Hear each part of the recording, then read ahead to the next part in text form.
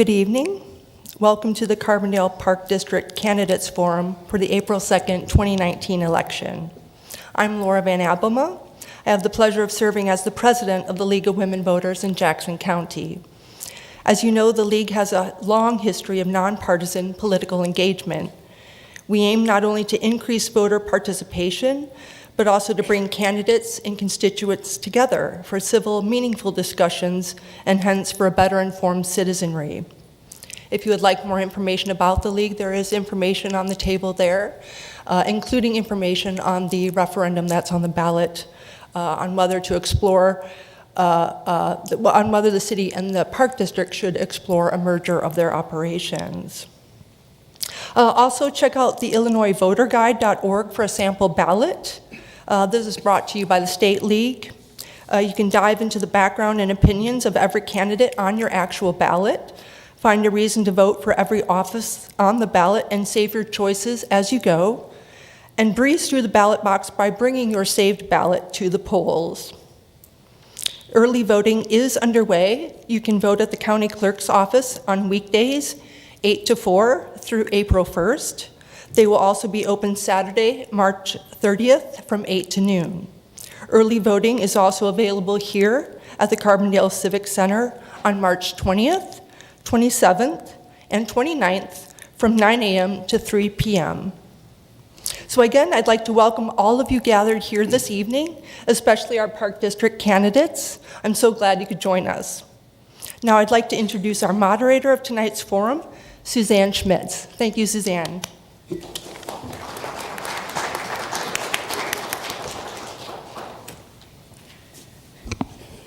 And I will add my good evening. So this evening we feature the candidates for the board of the Carbondale Park District. In addition, there are several other items up for election on April 2nd. There will be a forum here on Thursday for candidates for Carbondale Mayor and City Council. On March 27th, a forum at John A. Logan for John A. Logan trustees. These are outlined on a flyer that you can pick up as you leave so that you will have the times and places. In addition, please remember that April 2nd election will also include school board candidates. But tonight, as Laura said, the League of Women Voters of Jackson County is pleased to present all 5 candidates for Carbondale Park District Commissioner. I'm going to introduce them in reverse alphabetical order. Why reverse? It has to be one or the other. I thought long and hard. We're doing reverse. So, from closest to me is Ms. Kirsten Trimble. Next to her is Ms. Jessica Sergeyev. In the middle is Mr. Brian Matzenbacher. Next to him is Mr. Dan Anderson, and at the far end is Ms. Jane Adams. Now, as you may know, no current Park District Commissioner is running in the April 2nd election. There is one current member who will continue in office because his term continues. So you will elect 3 of these 5, and all 3 of them will be new to the board of the Carbondale Park District. So what's the format for tonight? I will ask all the candidates the same questions, but the order in which they will answer will rotate. At the conclusion of the evening, they have been invited to remain and be available to you to answer any questions that you may have on a one-to-one basis. Now, 4 of the questions I will ask tonight were sent to the candidates a month ago, and I will tell you which were provided in advance as we come to them. Candidates were told they could bring note cards but should not read their responses. I've told them no doctoral dissertations, please. We want them to engage you, the audience. Each candidate will have 90 seconds to respond to each question. The League of Women Voters has provided timers in the front row. A yellow card will be held up when there are 15 seconds remaining. A red card will be held up when it's time to stop. Now, when you see the red card, you may finish your sentence, but if you continue, I'm probably going to butt in and say thank you, so please don't make me do that. Do the candidates have any questions? Timers, are you ready? Audience, please turn off the phones or silence them or do whatever you need to do so that they're not going off. And lastly, I would ask you, audience members, to hold your applause until the very end. As you know, it takes courage to run for public office. We want to show respect to all the candidates, and I'll ask you to wait until the very end to do that. So the first question of the evening was not provided in advance, and it will go to Ms. Trumbull first. And here's the question, and then we will proceed down the road for all of them. Here's the question. What were your reasons for deciding to become a candidate for Carbondale Park District Commissioner? Ms. Trumbull? I was frustrated with the process of getting a dog park established. And my mother always told me that if you can't complain about something unless you're willing to try to fix it. And I feel that parks are very important for Carbondale.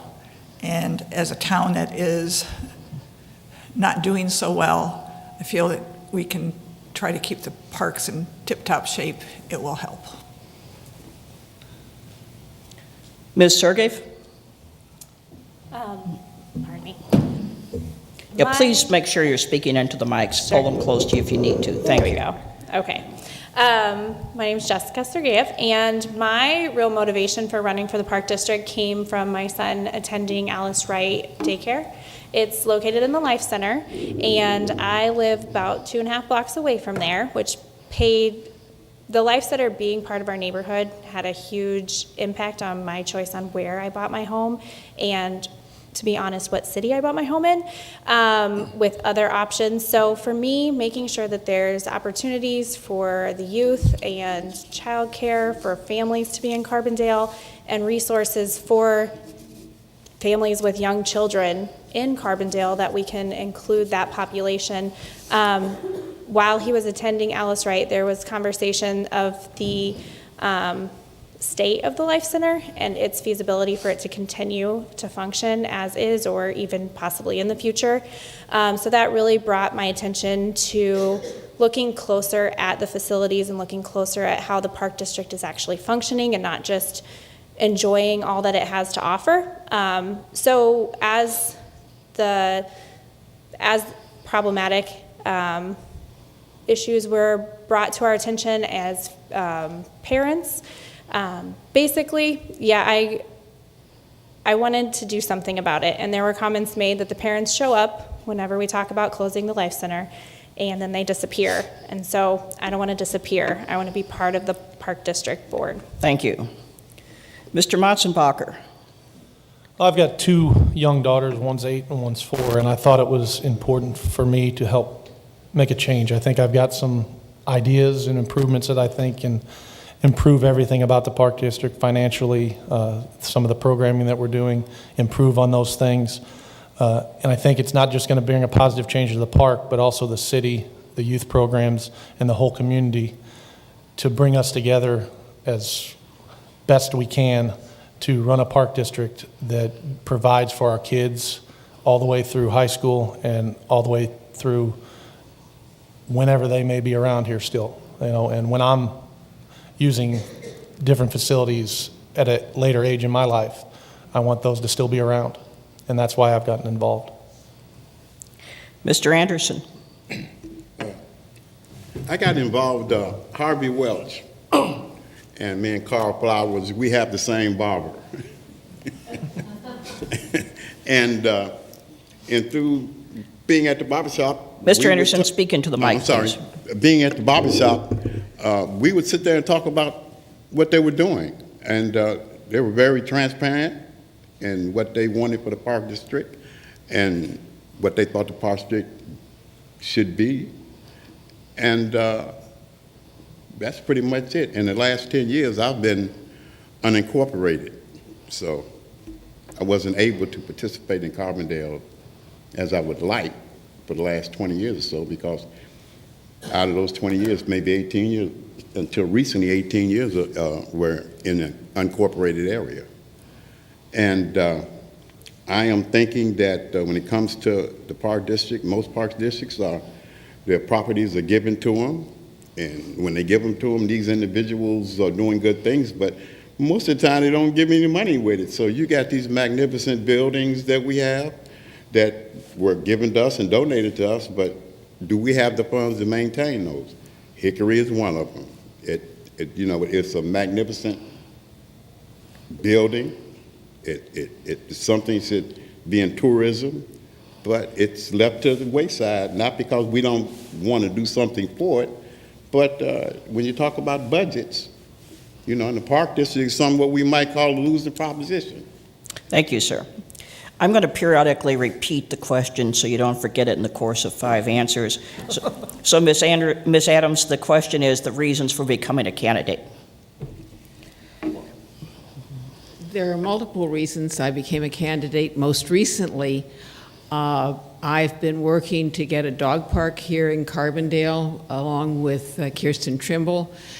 And in the process of that, I became much more aware of the how stretched the Park District is in its finances and the huge amount of deferred maintenance that there is in the Park District in its facilities. And that this was brought to a head because the City Council has been considering releasing the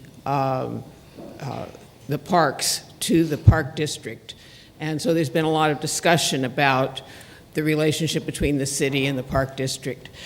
And I felt a really strong need for strategic planning, that we have to do some really solid planning, set priorities, figure out what it is that we really want this Park District, the parks in Carbondale, to be doing, parks and recreation programs. And so I really want to make that happen if I'm elected to the board, to work for some strategic planning to see how we can get out of the financial crisis that seems to constantly afflict the Park District. Thank you. The second question, I will call on Ms. Sergeev first. This question was provided to the candidates in advance, and this is the question. Describe your familiarity with the Park District's main facilities, the Life Center, Hickory Ridge Golf Course, the Splash Park, Hickory Lodge. What is your assessment of the state of the facilities, their cost of operations, and their needs for maintenance? Ms. Sergeev? Thank you. So I guess I'll start with the Life Center because that's what got me motivated to run initially. And I think walking into the Life Center as an adult, you look at all of the cracks, you look at all the tiles that may be missing a piece or just faded tiles like we even have here in this newer building, and you see all the flaws that are there. Certainly it has maintenance that needs to be done, and certainly it would be great to give it a facelift. But then I get to walk in with my son and see it through his eyes too.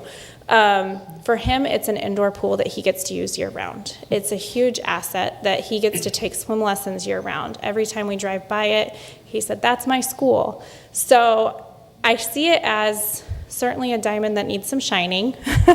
But I have to say, too, it's not just the Life Center, the building itself, but it's the staff that work there. They're some of the friendliest, most helpful people that I interact with. And just the wide range of age and use for that building. They have all ages that come in there, and it gives an opportunity. I guess I'm biased towards my son, but it gives him the opportunity to interact with all ages, from 2 to 72 or even older. But as far as Hickory Lodge, I've had the opportunity of volunteering there. I know that it was originally a residence, and so it needs some maintenance as well. Thank you. Mr. Matzenbacher. I think that each one of our facilities that we do have has its own set of issues, but I think they also provide services and programs to our community that are very beneficial to all ages. I think the board needs to look at the positives of each one of those facilities and then also look at the improvements that we can make on those facilities. For instance, with the Life Center, as Jessica has said, it is in disarray sometimes. There's a lot of work that has to be done to that to keep it up and keep it running. And it's, in a sense, it's hurting the child care that's there as well, because they're having to pay for some of those repairs.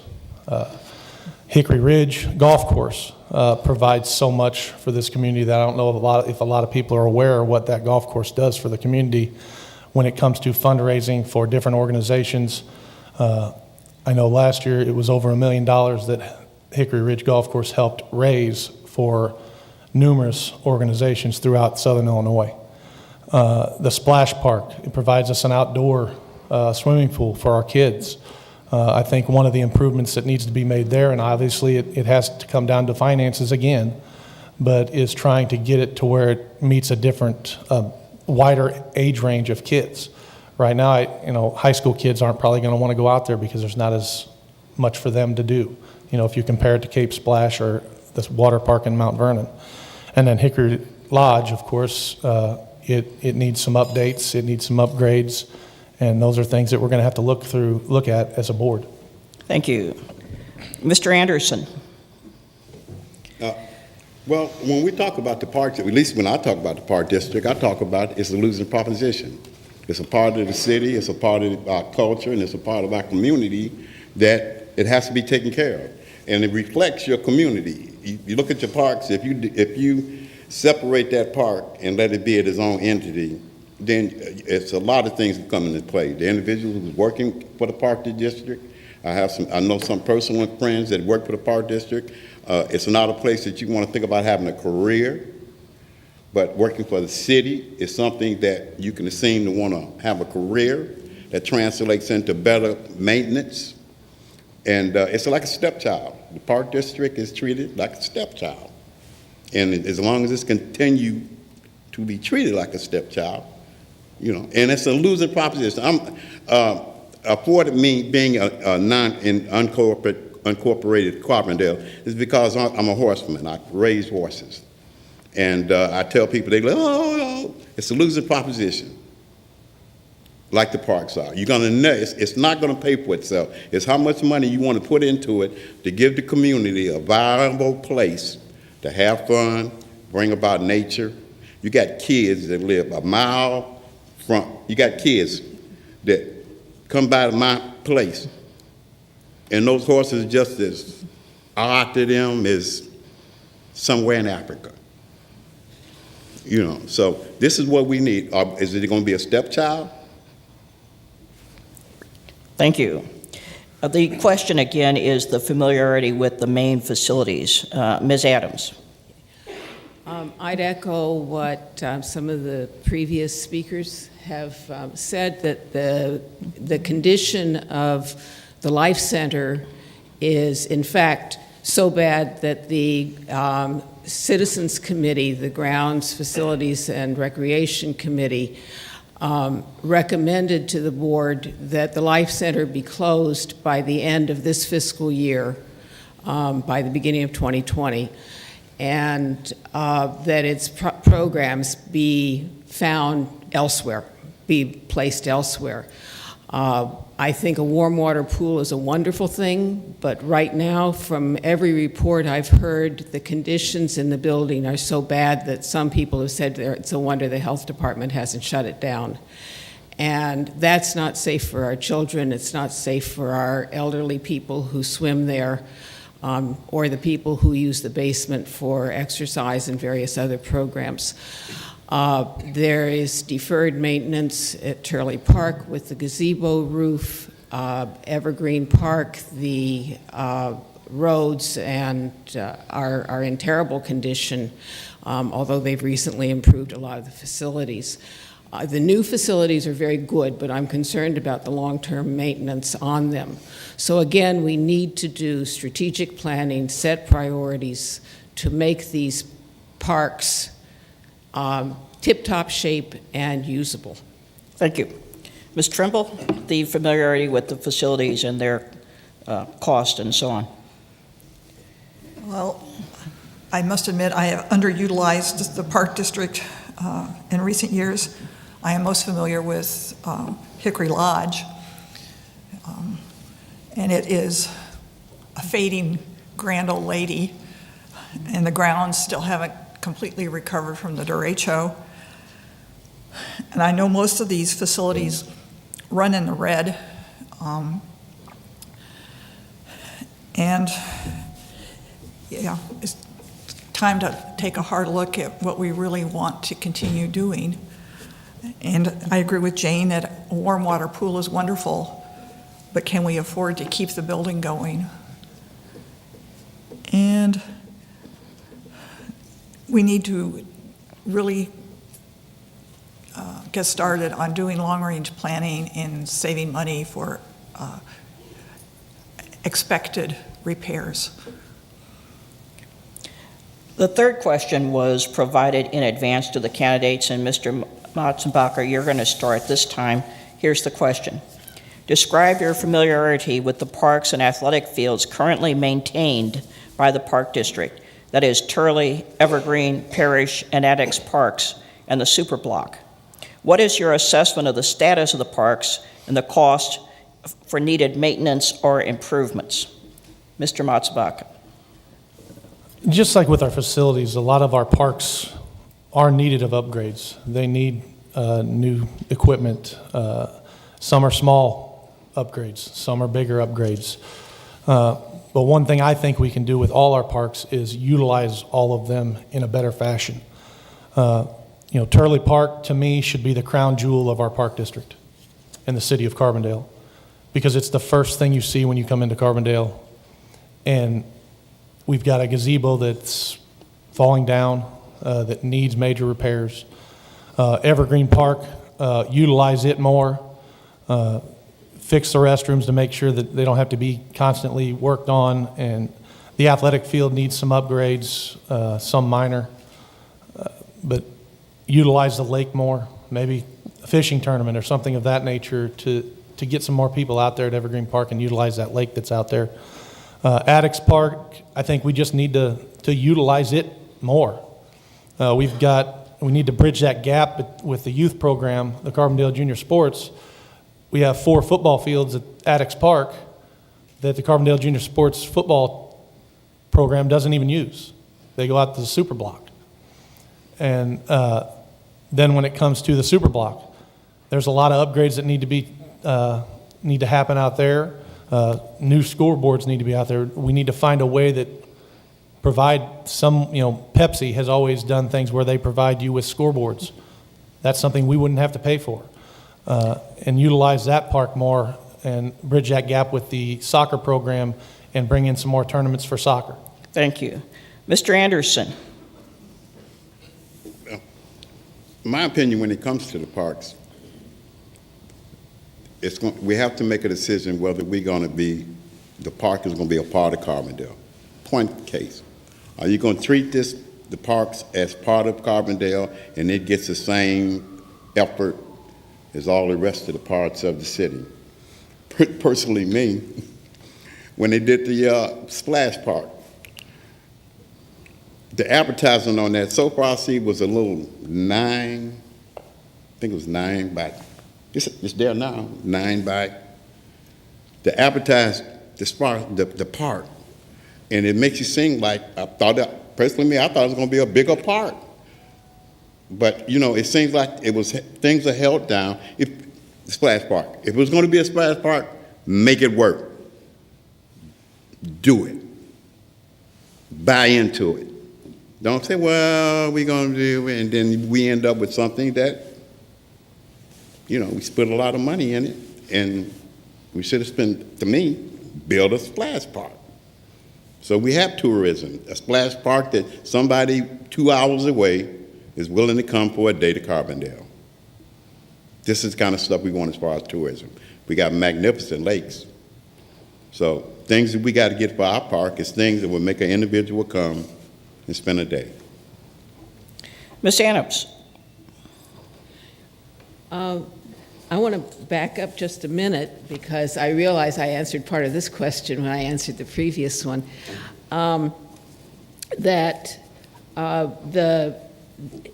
would say that the Hickory Ridge Golf Course, which has been an albatross around our neck in terms of paying for it, is actually one of the best facilities in a very large region. And it's one that's been very well maintained, the course itself. And I think it's one of the better, when people come here from elsewhere and play there, they say this is a really good place. And we should have all of our other parks up to that kind of quality, so that when people come here and they go to Turley Park, or they go to Evergreen Park, or they go to Tatum Heights Park, which nobody thinks about, or to Oakdale Park, or our other parish park, that they say, these are really wonderful facilities. I want to come here and live, because these parks have places to have picnics. They're places that the children can come, that the adults can come, that the students can come. They're facilities to play and to mingle with one another, and in many ways overcome our differences. Thank you. That we're in. The question again is the assessment of the status of the parks and the cost needed. Ms. Trimble. Well, I agree with everyone so far that they need work. I'm not really sure on what the costs would be, because it depends on how much work you actually want to do to fix them. Turley is obviously in. I think you're okay right there. Okay. Turley is obviously has the gazebo problem, and it is a gem that everyone sees, that people come out of town to because of the sunset concerts. And it's sad that it needs work, but with the budget problems, there's just not very much money to go around and maintain them. I think there are things that the Park District could do to keep them looking better. Lots of park systems have friends groups that provide free labor and fundraising to help support the parks. And I think this would help a lot of the facilities. Ms. Sergev. Thank you. So I guess first I wanted to start with a little bit of clarification that the parks that we're talking about right now are actually, I believe, owned by the city, and then the Park District has the lease of. So the cost of repairs in the current state, certainly I think that they all could use improvements. They have some infrastructure needs, and I think that the question that I have with this too is the cost of repairs and the status of the parks. It was brought to the attention when the Park District initially asked for some assistance from the city to do the work on the parks. So for me, it's to do a cost assessment. The Park District had asked for $150,000 in assistance to do it, and the city assessed that it would cost them about $500,000 to actually do the work.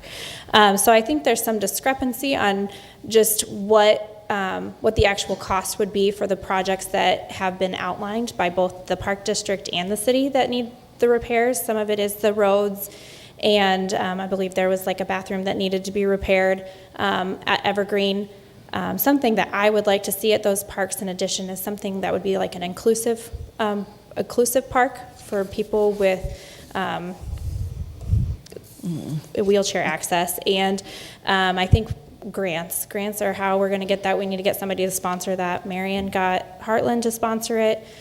So we need to look inward to our community for people that would be able to do that. Thank you. The fourth question was provided in advance, and Mr. Anderson, you will start. The question is, what is your assessment of the current financial situation of the Park District? It's obviously been mentioned several times now. Please comment on your understanding of the Park District's bond debt and the need for tax anticipation warrants.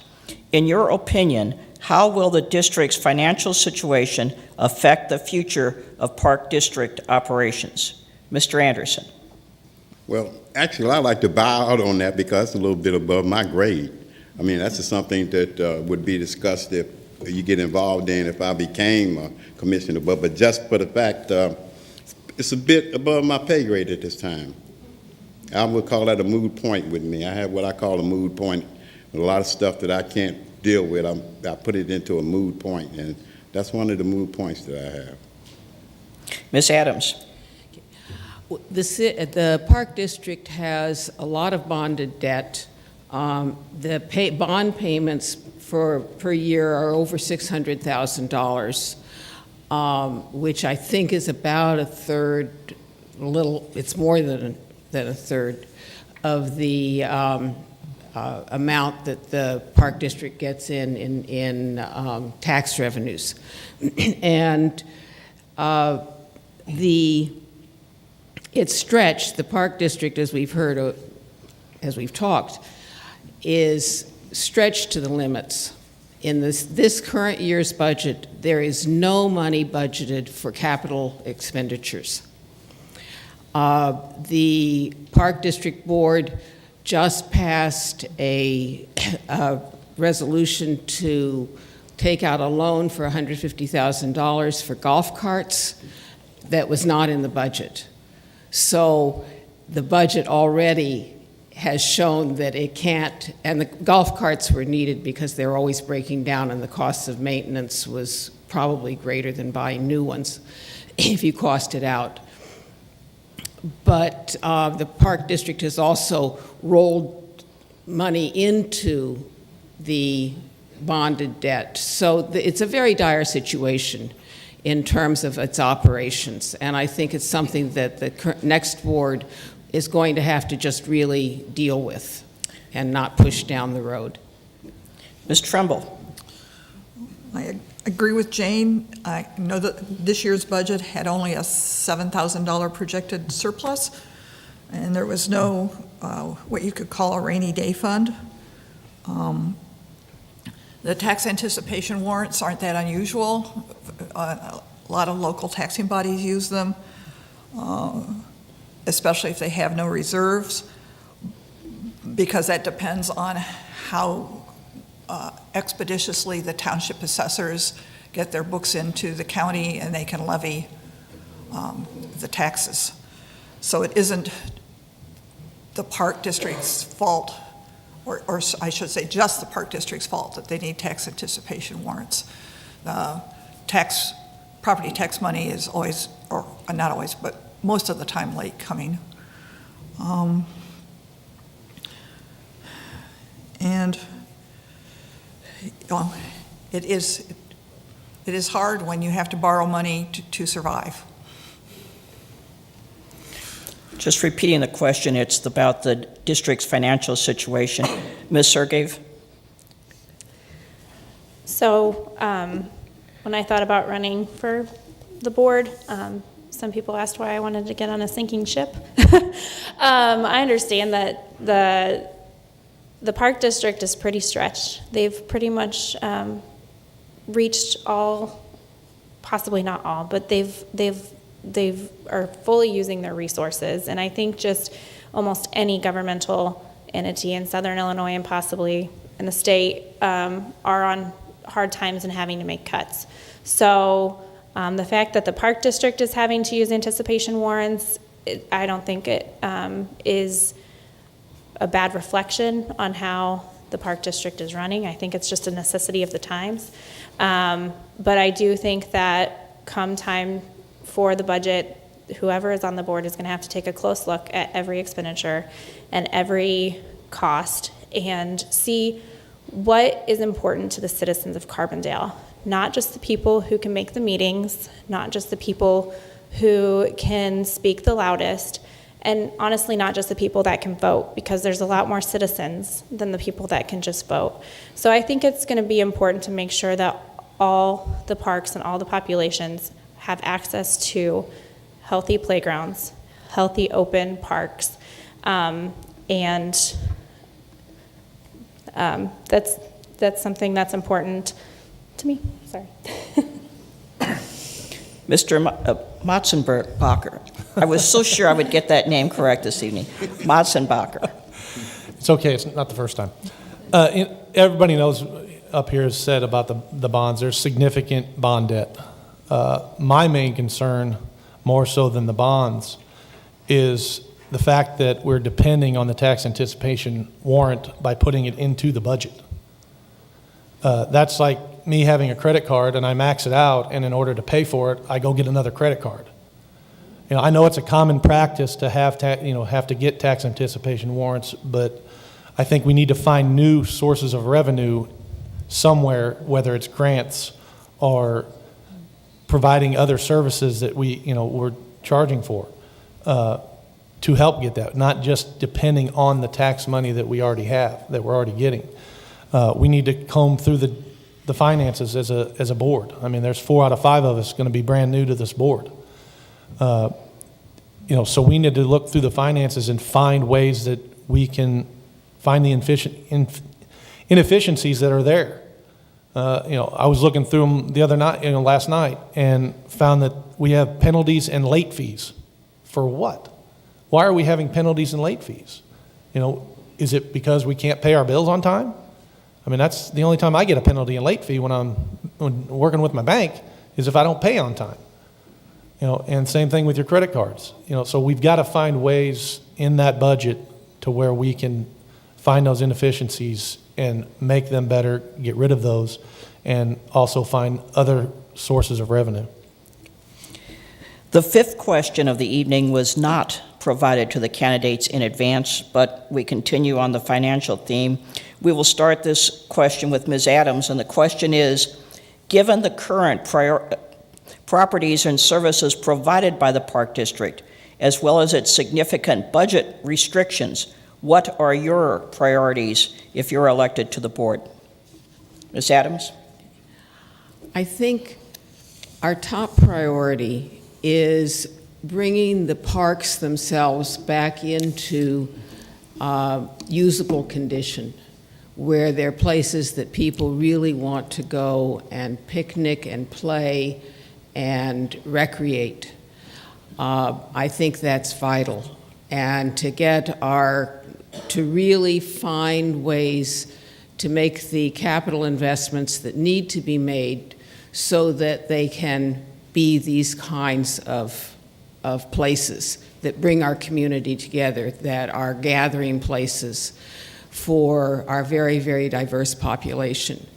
So that's my top priority. I think the programming is good and really needs to be maintained and enriched.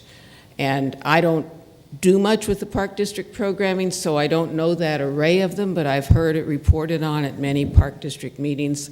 And I think the Park District does a good job on its programming, but we need to find ways to make it pay for itself more effectively, because many of those revenue gathering programs actually run significantly in the red, and they could perhaps be paying for themselves, and so the staff, that's not coming out of the general fund.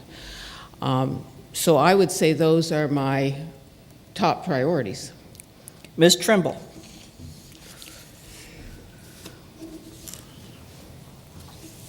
I would like to have some public meetings to find out what the citizens feel is most important. But obviously trying to maintain what we have, with the possible exception of the Life Center, and then working on developing maybe a warm water pool that could be shared with the school district.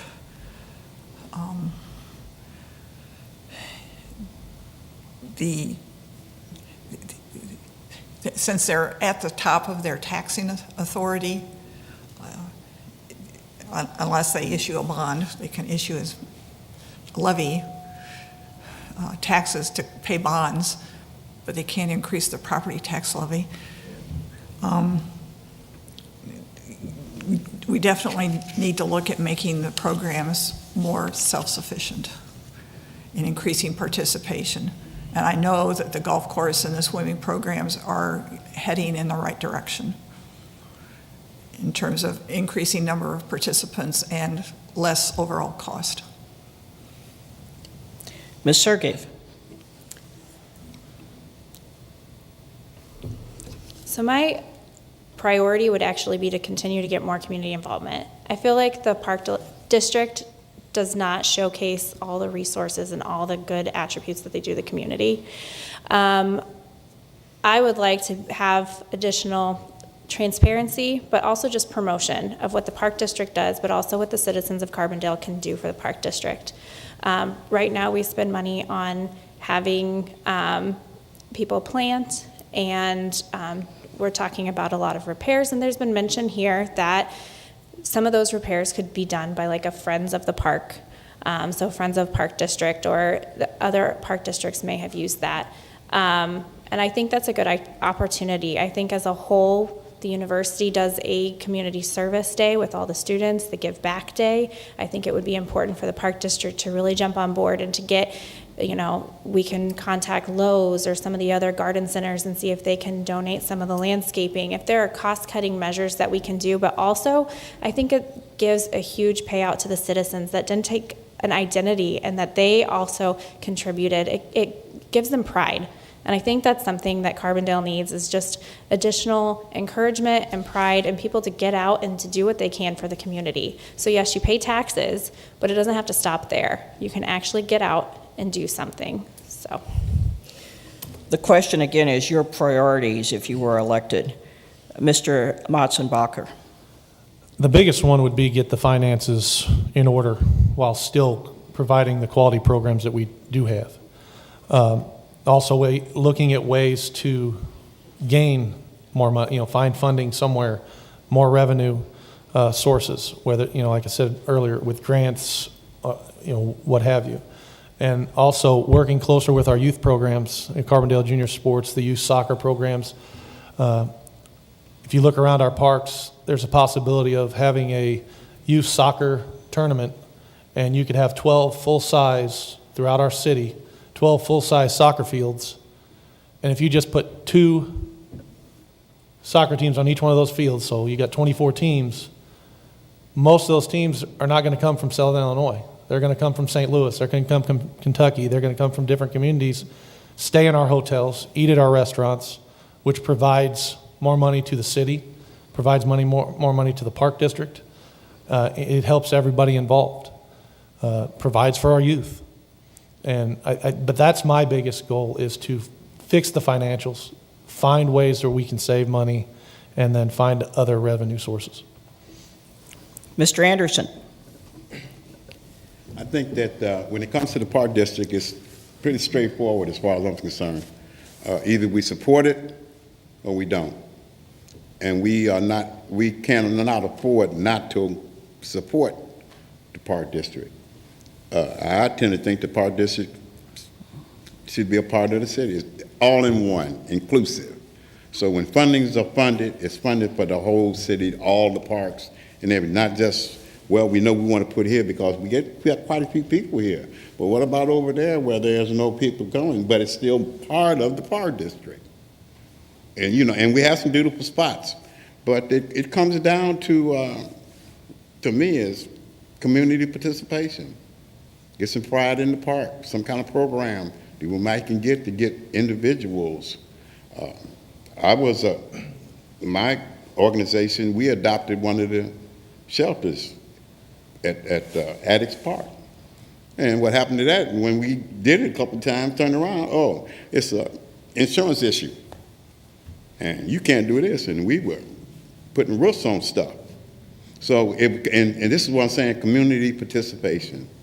I'm pretty sure if we put a program together that we could get people fired up for the Park District and the use of the parks. The 6th question of the evening was given to the candidates in advance, and I will start with Ms. Trimble in responding. Here's the question. An advisory referendum question will appear on the April 2nd ballot.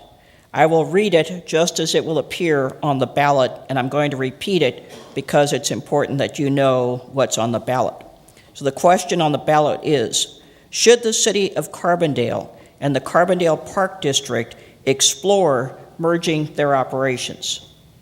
Repeating, should the city of Carbondale and the Carbondale Park District explore merging their operations. That's the language of the referendum. Candidates, please tell us whether you will vote yes or no on the referendum, and tell us what you see as the pros and cons of merging the two. Ms. Trimble? At this point, I will probably vote yes. I think the city and the Park District should explore the merger.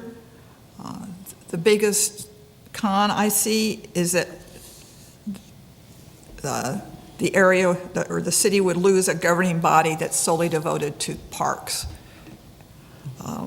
In the pros, the city is developing parks on its own, so there's some duplication. There is a growing knowledge of the benefits of green space and outdoor activity, so I think that even as a city-run entity, that parks would continue to be an important aspect of life. And businesses are also realizing this in terms of attracting employees and real estate value. That green space is important to bring people in and to keep the real estate value up. Ms. Sergeev? For that question, I would vote no. Not running for Park District to become part of an advisory committee. I also believe it would be a disservice to the community to have one less governing body that sole focus is for Parks and Recreation. The city itself has so many focuses, and currently the city council is looking into this, and it's something that's significant to the current city council. However, the city council changes and their priorities change, and also their financial responsibilities change. They have a much larger budget, but they have additional responsibilities, pensions, infrastructure, public works. And then also my concern was that when the Park District asked for $150,000, their city's response was it would cost them $500,000. So I'm curious of the cost savings there. I think some of it is potentially personnel or services that could be combined. So I could see where it would be a good option to see if there are resources that we can both utilize, but I think a merger would risk the Park District in that way. Also, I know that the city has mentioned they have additional taxable venues, avenues, but I don't feel that sales tax is something that we should continue to rise in Carbondale because people are already avoiding it when they can. So, Mr. Motzenbacher? At this time, I'd say no. We have a new board coming on board with the Park District. There's going to be 4 out of 5 new members. And I think we need to be given the opportunity to right the ship. If after 2 or 3 years or so, there's no change and we're not able to do some things by creating new revenues and things of that nature, then maybe we can come back to this question again and put it back on the ballot. But as of right now, I think this board needs to be given an opportunity to do something and make a change. As far as with the pros of going with it, it does eliminate some of the duplication of effort, administrative costs and things like that. But some of the cons is, can the city really afford to do this? If the Park District's struggling so badly, is the city going to be able to keep it afloat as well? Do they have the resources to do that? And then also, will they cut programs whenever it comes time to, if they're starting to struggle, are they going to start cutting programs that are vital to the residents of Carbondale? And that's the major con that I see with it. Again, the question is on the referendum, the pros and cons. Mr. Anderson? I would suggest that we explore. What I'm looking for is inclusion. I'm looking for diversity. And when I mean diversity throughout the parks, to the point where I don't mind going to Addicts Park. I'm not scared to go to Addicts Park. Or I want to go to Turley Park. So this is what we have to do, is be a community thing, and it has to be community-based. So it's like when you got a defensive team, you got an A team or B team, and you're playing two different teams, it don't work. We got to be one team. When you say Park District, you want to think of Carbondale. You don't want to think of City of Carbondale and the Park District. That's like the B team and the A team, defense, offense. You know, when you say got a team that's an offense, and I'm the defense, you the offense, you have a problem, because you're supposed to work as a team. And if they merge, they'll work more as a team than if they stay separate. And the park is what it's going to always be, the stepping stone, you know, the stepping stone for other things. No one ever decide to bring the Park District up front in terms of the community. Tourism, the whole 9 yards. Ms. Adams?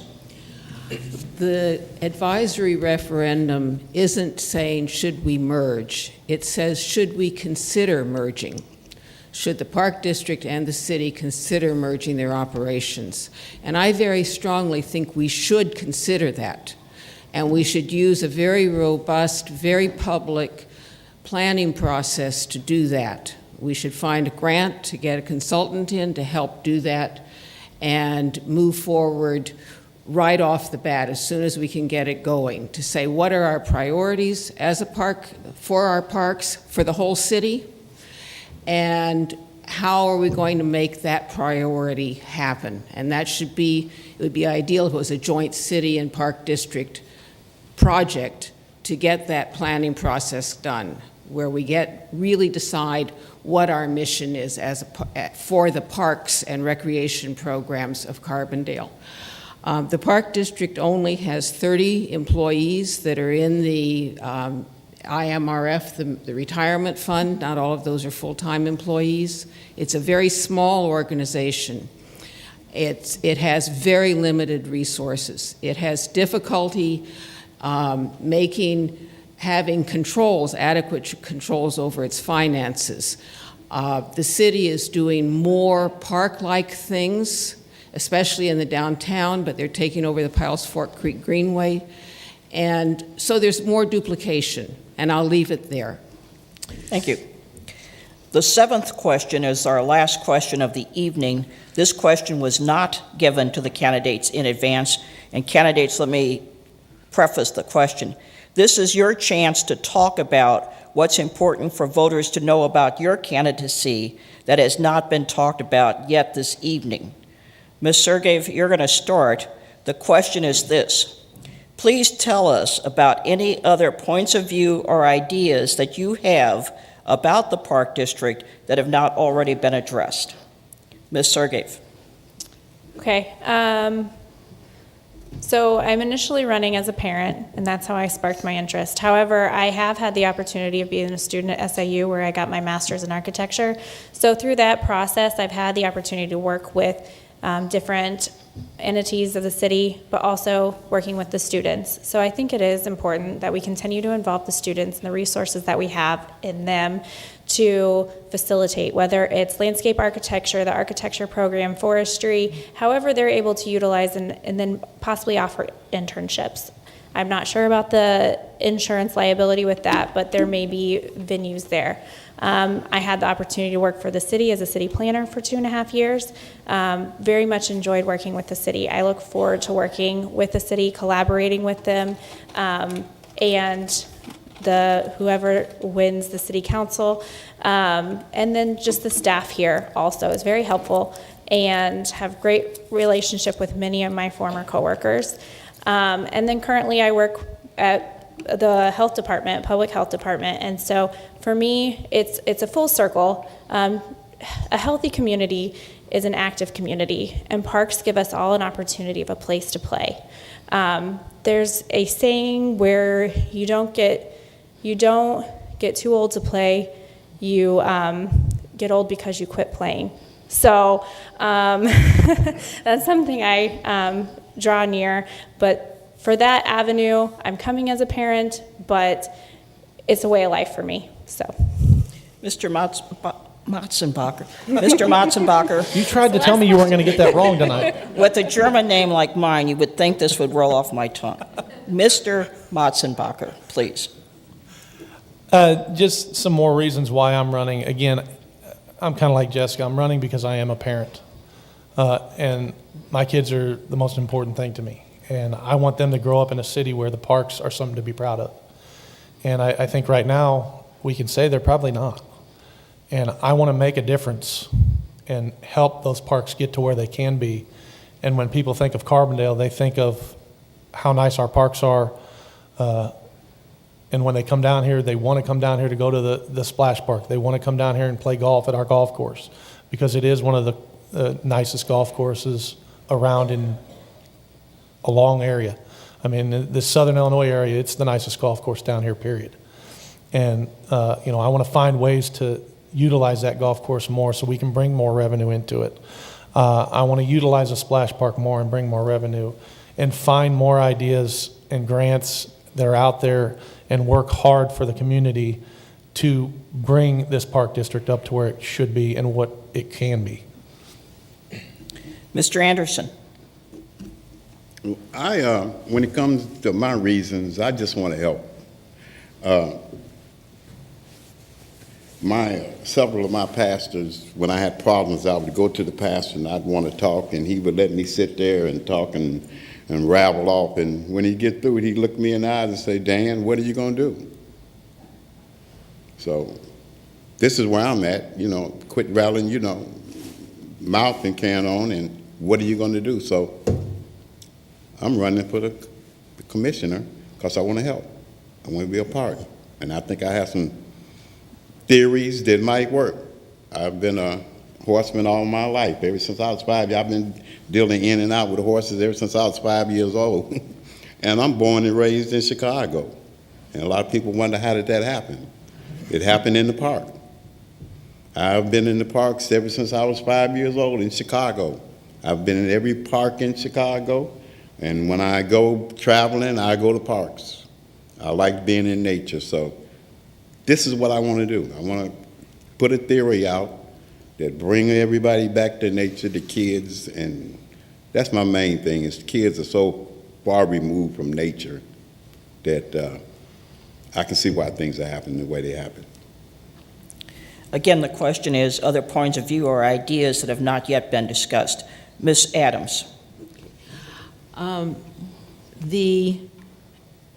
I found a quote recently from a landscape architect on public parks, and he said, "Parks under responsible stewardship become more beautiful and more satisfying as they mature. Parks play a major role in enhancing well-being and improving public health, incubating a civil society, and sustaining a livable environment." And I think that perspective on the parks and the recreation programs associated with them is really what motivates me and has motivated me in my interest in the Park District over all these years.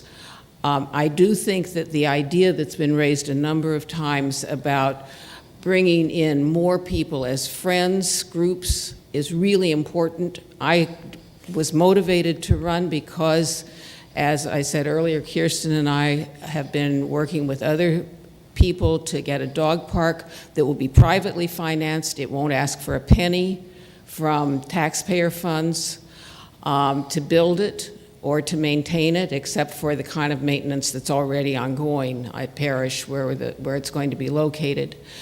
And I think that that's a model for some of the kinds of things. We'll get grants and we'll get a lot of sweat equity. We have a lot of sweat equity already. And there's a lot of it in the city. And so I think energizing people around the parks as friends is really important. Ms. Trimble, you get to close us out this evening. Well, my mother always hauled us outside as often as possible. And I feel that a lot of people are losing the connection to nature. And so I feel park system is very important to the health and well-being of a community and its people.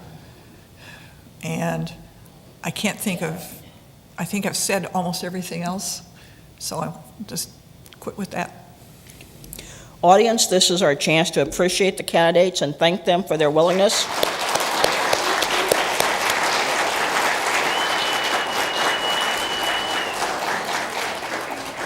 Candidates, I thank you on behalf of the League of Women Voters for your willingness to be involved and serve the community and put yourself on the ballot.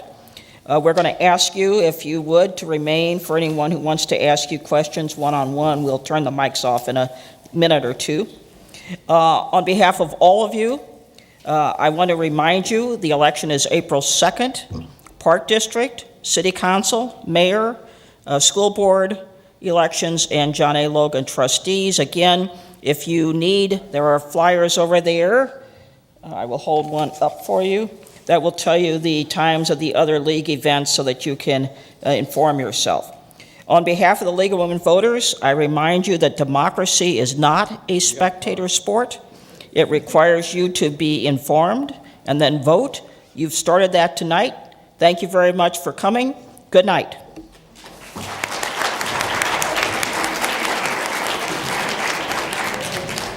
Thank you.